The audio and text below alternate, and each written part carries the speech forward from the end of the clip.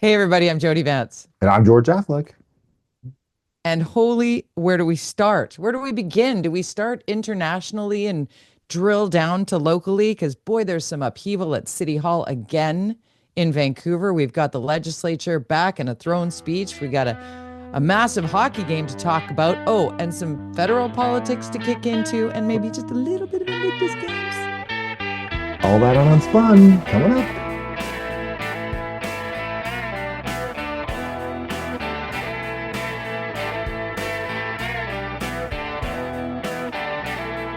When I texted you to say we're back today, right? Because I'm back from doing Invictus Games, and you're like, "Ugh, it gets so depressing." It's so depressing. It's so, The people need us even more, though, George. They need us even more. yeah. They do.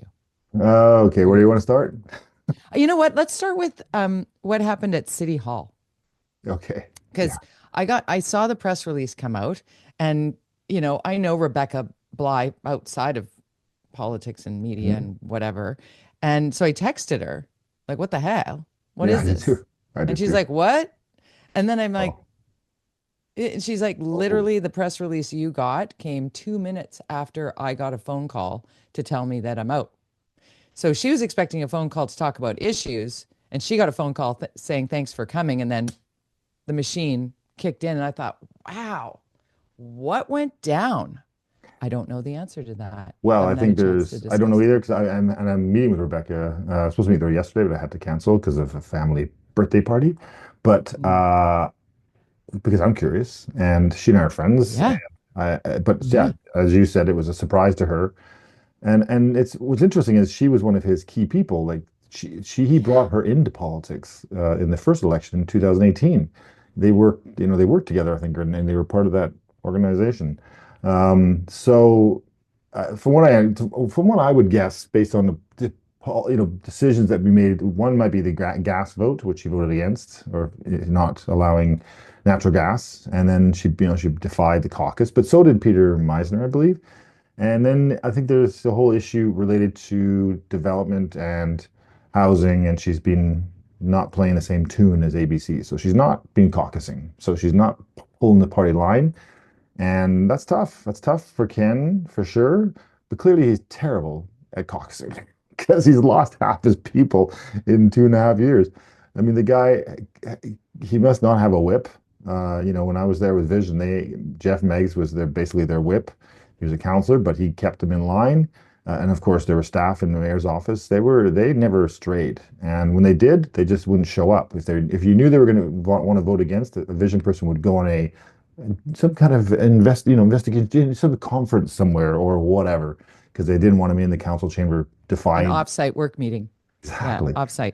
I've got Yeah. an offsite. So, she just betrayed him, I guess, and defied the caucus. And so that, and we talk a lot about that kind of stuff. If you lose control of your caucus, you're done. I think he's done. I would say he can't run again based on this. I don't think there's anybody in this town. I think I talked about last time, the polling that I've seen puts him at the worse, Talk worse about than it Kennedy again. Stewart was. This guy can't run again. There's no way.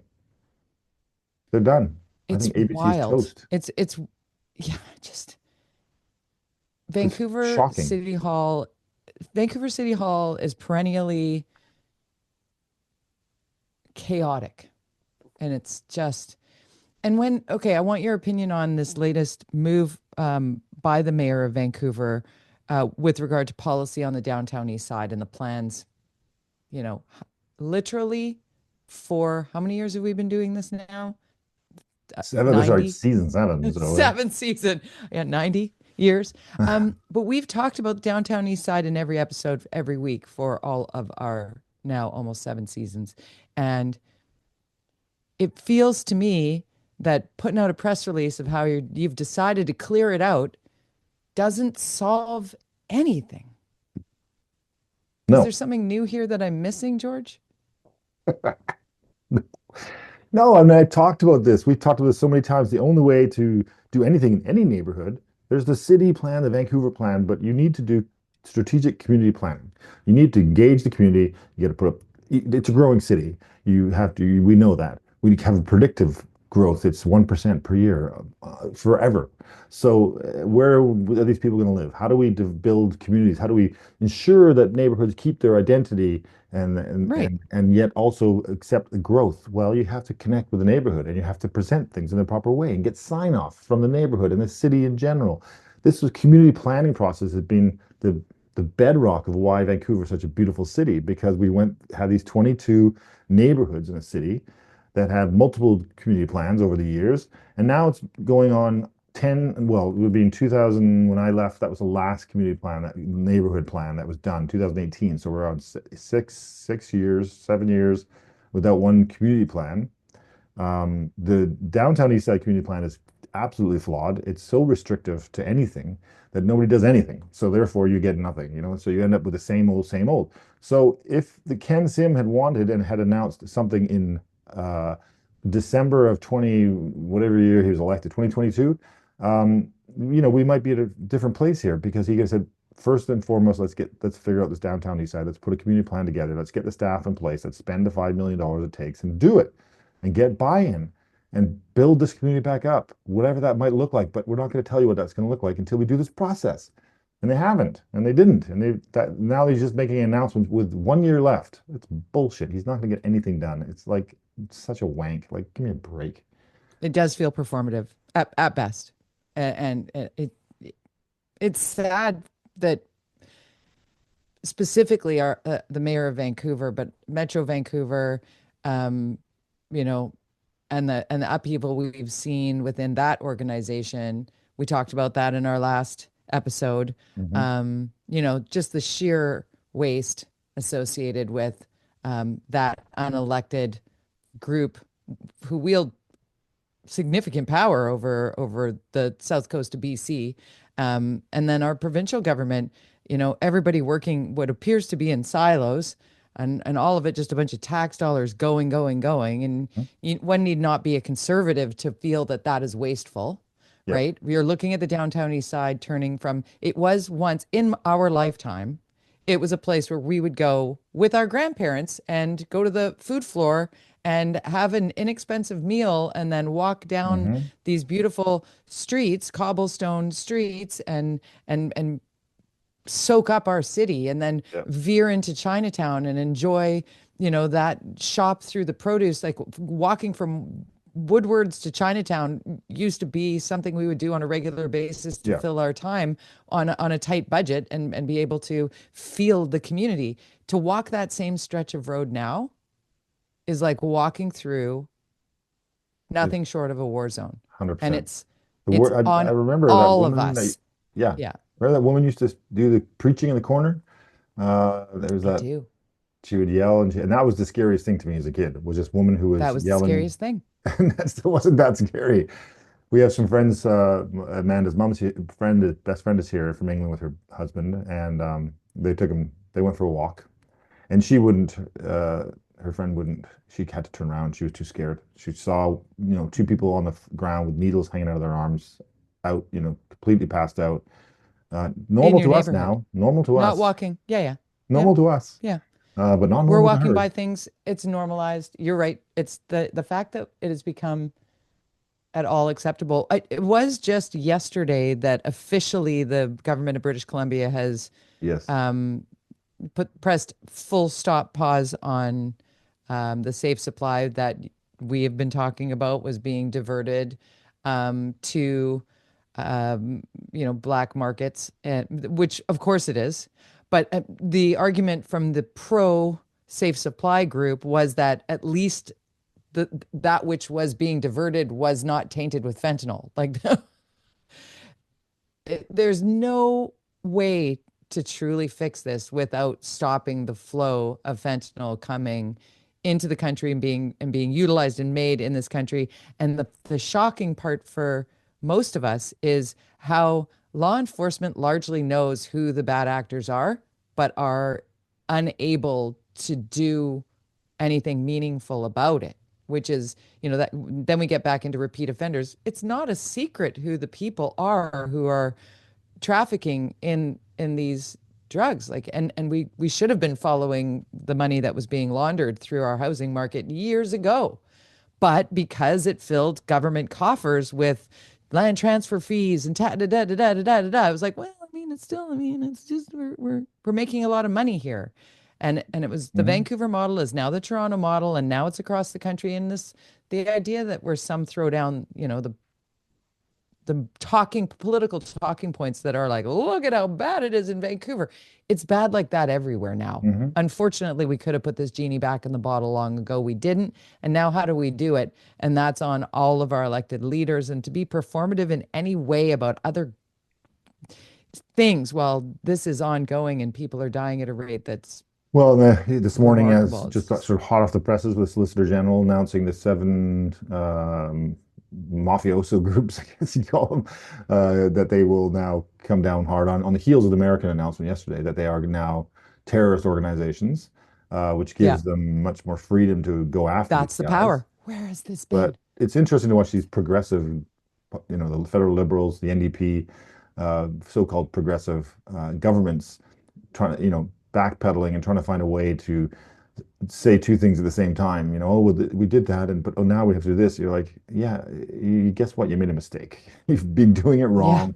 It didn't work. yeah, As much as you might, save supply, that's it's the whole thing. We talk about this all the time. This is not one simple solution to end this problem. We have the housing, we have homelessness, we have drug addiction, we have psychological, psychiatric issues. We have no place for these people to go. We deinstitutionalized, right. we unfunded the federal housing program, yada, yada, yada. We've got cuts to programs, going right straight to when I got involved in politics, it was my kids' school where I had in the pack where I'm like, we have to raise how much money? Why are we doing this? I'm paying taxes for schooling. Why do I have Right. to raise 15, $20,000 in a teeny For the school of playground. 200 students? Like, Yeah. there was only one taxpayer. So, anyways, we are here and we'll see. But yeah, the Ken Sim stuff that they're announcing, it's like, whatever, dude. Whatever. Yeah. Okay, let's go federal politics because we're ever closer to the Liberal Party of Canada choosing their new leader, who will be the next prime minister, who will then call an election, and then we all go to the polls. Take us on the journey, George. What do you see happening? Because when we were going into this, when Justin Trudeau finally decided that he was going to read the room and step down, um, that led to at that point, Pierre Poilievre and the Conservative Party were what, 30 points up Hmm. in the polls. That shifted immediately upon Trudeau's announcement, but it was still a massive gap since the entry into the conversation of Mark Carney, former Bank of Canada lead and former Bank of England. Like we could sit here and rattle off Mark Carney's resume, along with Chrystia Freeland, who was the Deputy Prime Minister and Finance Minister under the Trudeau government. Largely the two front runners in the leadership race, safe to say. Hmm. How do Yeah. you see this playing out? Well, I think yesterday was telling in the big announcement of the high-speed rail from Quebec City to Toronto. This is what I've called is referred to as called pavement politics, and this isn't a highway, but it's a train. It's how you win elections. So the key to the Liberal success will be Quebec. The polling that we've seen is that, of course, that gap is closing, but the gap in Quebec with all the Trump BS is they're freaking out, and so they are going to shift from Bloc very likely to the Liberals the first time in since Trudeau. I don't even know how far back, but Brian Mulroney I think managed way back to get Quebec, and that definitely will secure them probably a minority government for sure. If that trend continues, and I don't see Trump changing any of his policies before the next election here in Canada. So, It's just wild. assuming that we know who the leader of the Liberals will be, and then that move to put all this money into Quebec, the fear that's happened in Hmm. Quebec. It's nice to live in British Columbia, but we really don't matter on a federal election. It's depressing We a little don't. bit, but it's Ontario and Quebec that will Yeah, decide who the next prime minister will be. And with that always. announcement Quebec and the yesterday, Golden Horseshoe, really. yeah, Yeah. exactly. And so that announcement yesterday, I'm like, like here we're going, what? In Vancouver, but in Quebec, they're going, yay, thank you very much. So, Yeah, uh, pavement you know, politics. it's so obvious to me what's happening, and I would say that that certainly should secure them. That's not, it's still a million years to the election. We don't know when the next election will be, but likely May, mid-April, probably, Do maybe you late anticipate April. it's Mark Carney? Oh, I mean, yes. I mean, I Well, can't. I I just mean, had to get you what to kind say of it. Yeah, I mean, I love a George scenario? prediction. I love a George prediction. You know I do. Well, what kind Had to of get you to say scenario it. is this guy going to lose? If he did, it would be Right. quite like mind-blowing if he did. So, Oh, yeah. anyway, I and then he's mean, got to deal with Trump. So, we look if say the conservatives manage to find a way to get their messaging out because they still have the same argument, which is still a solid argument, and that announcement kind of feeds into it. Like, well, what are you doing with our money? But unfortunately, if they get Quebec, it doesn't matter what they do with their money. Quebec will decide the election. Um, I'm gonna argue that the Conservative Party and Pierre Poilievre was working really, really hard down the "we are a divided, broken country," and he was like, right? And we've seen that. We've seen it work. I mean, we're watching it in the United States. It worked to get the current president elected down there, but I don't think people are feeling really great about it on either side of the standoff in politics down there. no, With no, with the tariff threat and the national pride and rally call to unity in Canada is forcing the Polyev camp to shift its narrative because being divisive now is not resonating with Canadians, whether you agree with that or not, in terms hmm of you think it's divided or not, like yeah, not you, but they one. have to shift to My competence. They have to shift to right. competence. They have to, yeah, shifting to, and one of the things that I don't know if did you watch Rosemary Barton last weekend when she interviewed Mark Carney? Did you happen to see I saw a that? couple of clips. I didn't watch the whole thing, but she was pretty hardcore. Yeah, I watched the whole thing because I record that show and on weekend mornings I will like pit in with my cup of coffee and just like hang out in bed and just tune into it. And I love watching Gary Mason when he's on the panel. I love Chantal Hébert. I mean, she's a national treasure. Um, they're all great, but I appreciate the varying points of view and whatnot. And I think Rosemary Barton is very smart. She is informed. There's a reason why she holds the position she does. And in that conversation, if somebody wants to say, oh, the CBC is owned by the liberals and da da da da da, you watch that interview and see if you think Rosemary Barton is softballing Mark Carney because she is not. It was like, it was this close to rude. You know what I mean? I think there's a lot of people Um, saying it was rude. I mean, you for gotta, sure. yeah. But if she had been a man in that position, nobody would have thought it was rude. It's that it was a woman doing it. It was. It was. Men have been way more forceful in their interviewing.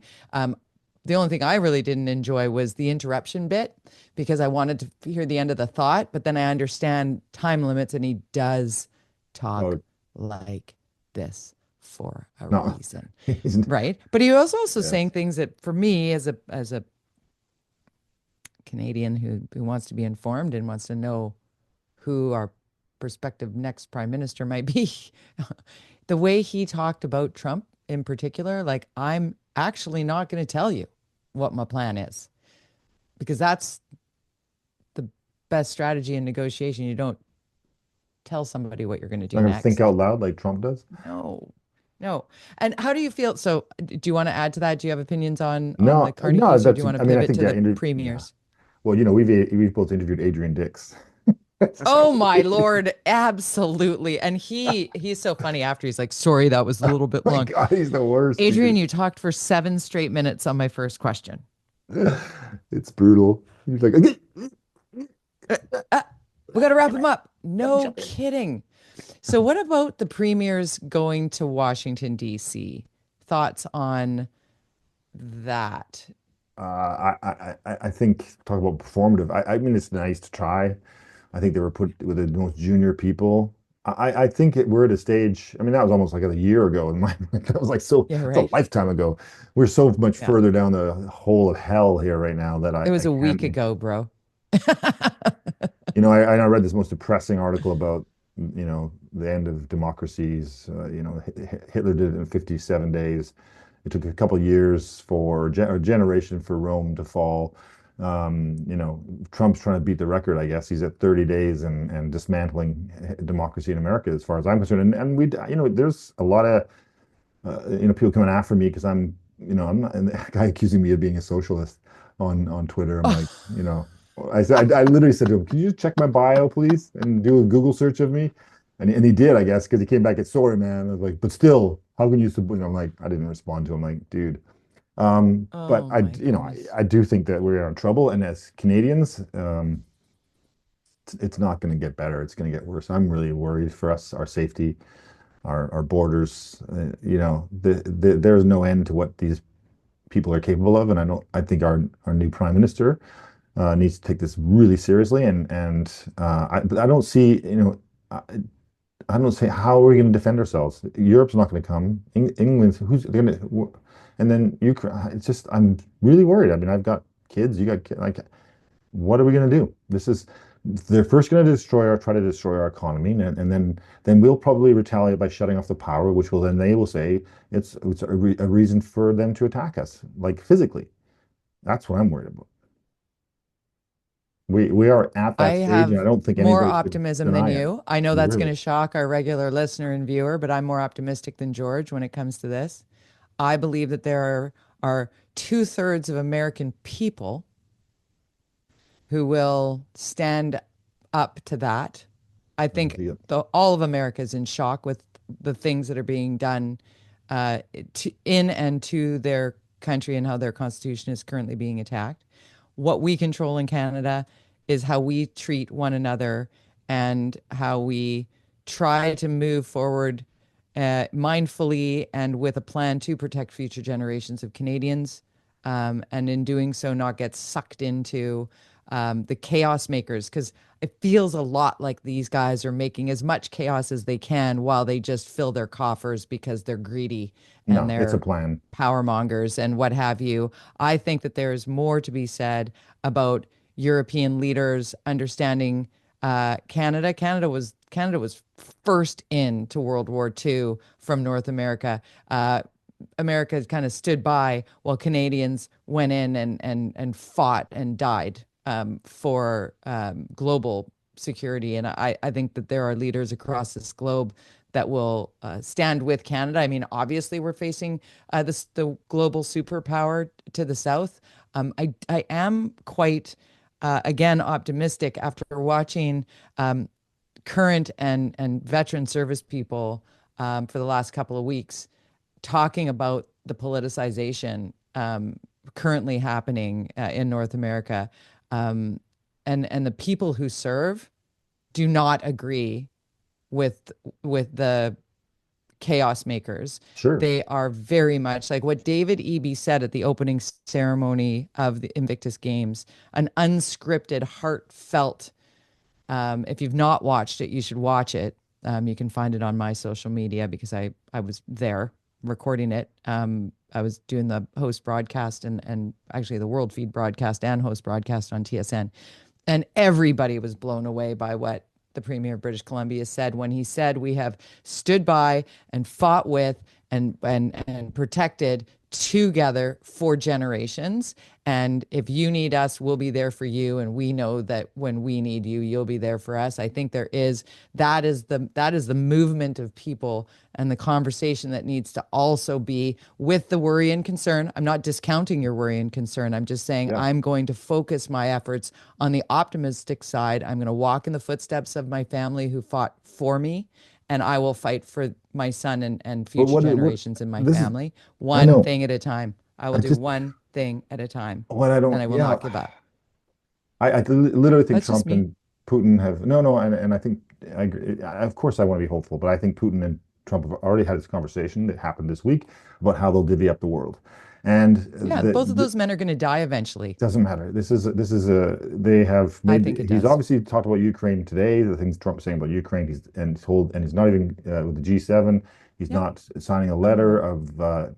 It's insane because I It believe is that. insane. So even if we wanted to, you know, Europe is going to be trying to save itself. It has no time to deal with us. I understand that, George, and we So can we can argue this but all day just long. but I'm just telling you yeah, that yeah, yeah. that No, all so of the those people in the entire world all have family and friends and No, I stake in a know, but game, blowing up the world and destroying democracy worldwide will also affect Americans.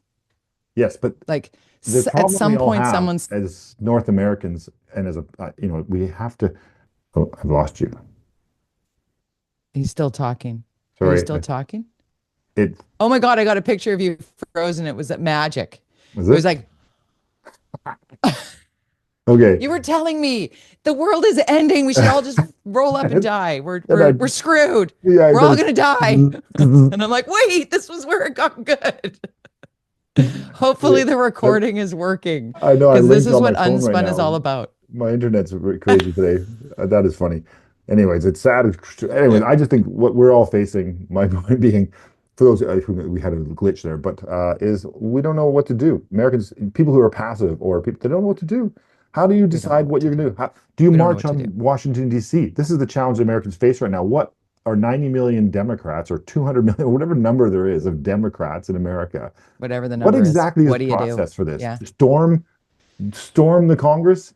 They did that, and they ended up getting my. no. What is that's the Rolling up to the challenge Americans Supreme have right now. Court. What We're is gonna the see, how do they what are they yeah, gonna do? this it's the slow when Steve Bannon in 2016 started the flood the zone.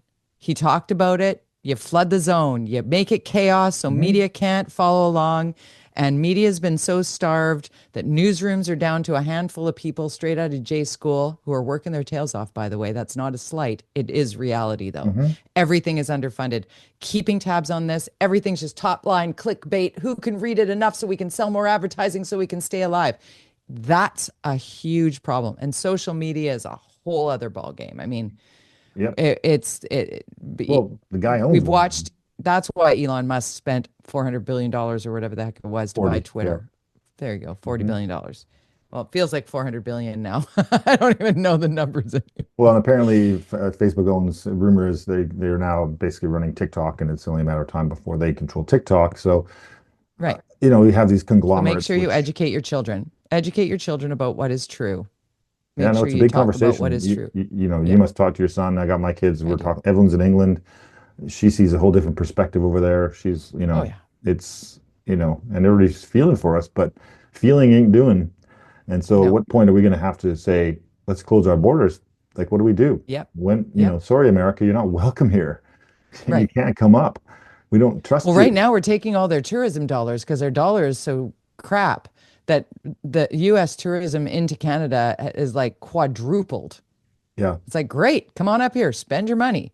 And then we stop going there and we're a huge part of there. And Yeah. that's going to undercut, 40%. I saw the data this morning, right? 40% down in the border crossings for February from in the BC border crossings, 40% Yeah. down. Yeah. That's huge. Not surprising. Not Hmm. surprising at all.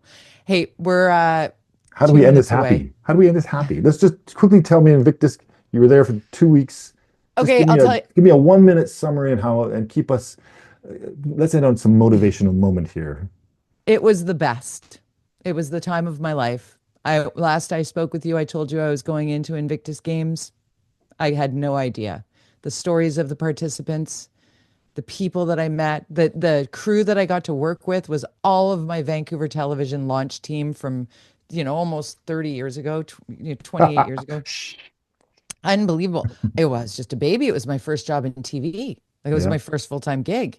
And it was just unbelievable. And then JJ Chalmers and Jonathan Edwards, my co-hosts, I fell in love with them immediately. We had the shorthand immediately. There was not a single stressful moment or word within our entire crew.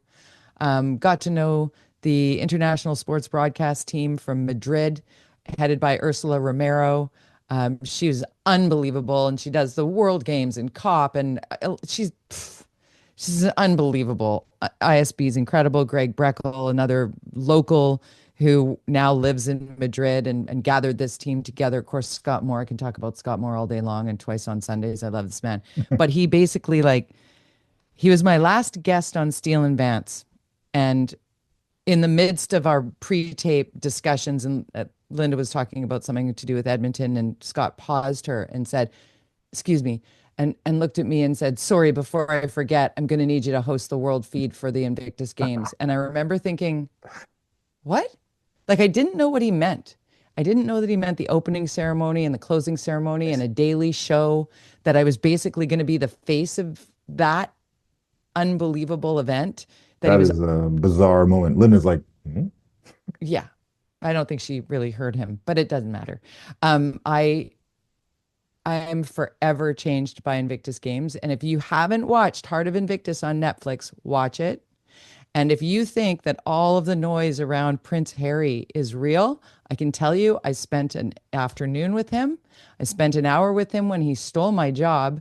And we have a bunch of photographs together where in one picture, we're all like sitting proper. And I had my hand on JJ Chalmers' shoulder. I love JJ. But he was sitting next to me and Harry was on this side of me. The Duke was on my left. And I had this picture with one hand on JJ and click. And Harry goes, "What about me?" And I was like, well, okay. So I put my arms around both of them and everybody squeezed in and the crew it was just, You touched it the was so royal. great. It was, Nice. he was just lovely. Mm. I know there are people who want to believe tabloids. I'm telling you, first person account, don't buy it. Clickbait. Anyways, I loved it. It was this. Nice. All right, well, let's get out of here and go to do Okay, well, other you're stuff. on TikTok and Twitter and Instagram and all those things. Your on I'm Twitter I'm more handle is, prolific on Twitter right now than I have been in a while. So yeah, George I underscore see you there at George underscore underscore. Affleck, at jody-vance. I also have a Substack at Van Oh, City Jody was the only handle I could get. But check out my Substack. I've got all my photos from Invictus Games. I wrote every night. I was exhausted every night, so pardon the grammatical grammatical errors and typos. But go to my Substack at Van City Jody. It's free, and you can start from the beginning of my for Invictus now. journey all the way to what I posted last night. Cool. All right. See you next time. Bye. Hi, George. Bye.